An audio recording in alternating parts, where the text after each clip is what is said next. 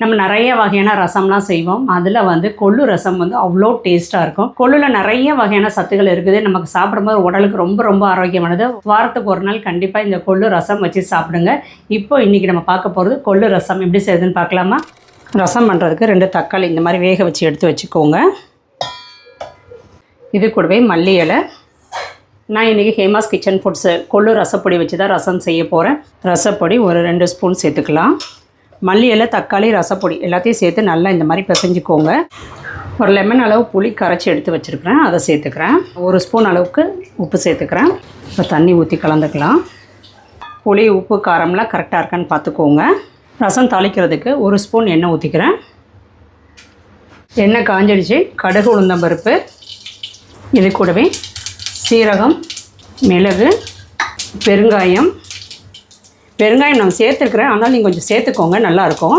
இப்போ இது கூட 4 பல் பூண்டு தட்டி வச்சுருக்கிறேன். கருவேப்பிலை தட்டிட்டு சேர்த்துக்கோங்க, நல்லாயிருக்கும். இப்போ இது நல்லா இந்த மாதிரி கலந்து விட்டுக்கோங்க. இப்போ நம்ம ரசத்தை சேர்த்துக்கலாம். ரசம் கொதிக்கக்கூடாது, லைட்டாக நுரக்கட்டி வரும்போது ஆஃப் பண்ணிடலாம். சூடான குலைவான சாதம் வச்சு இந்த ரசம் ஊற்றிட்டு கூடவே துவையல் இல்லைனா உருளைக்கிழங்கு ஃப்ரை வச்சு சாப்பிட்டா சூப்பராக இருக்கும். கண்டிப்பாக ட்ரை பண்ணி பாருங்கள். நுரக்கட்டி வருது பார்த்திங்களா சைடில். ஒரு 1/2 ஸ்பூன் நெய் இந்த டைமில் ஊற்றிட்டு மல்லி இலை தூவிக்கலாம். ஃப்ரெஷ்ஷான மல்லி இலை தூவிடலாம். ஓரம்லாம் பாருங்கள் நுரக்கட்டி வருது. இந்த டைமில் வந்து நம்ம அப்படியே ரசத்தை ஆஃப் பண்ணிடலாம்.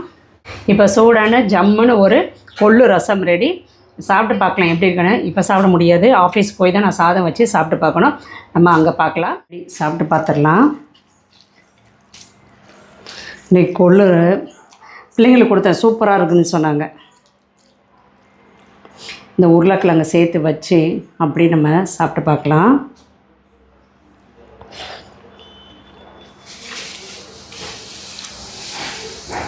சூப்பராக இருக்குது. அந்த கொள்ளு வாசனை அவ்வளோ நல்லா இருக்குது. கண்டிப்பாக ட்ரை பண்ணி பாருங்கள்.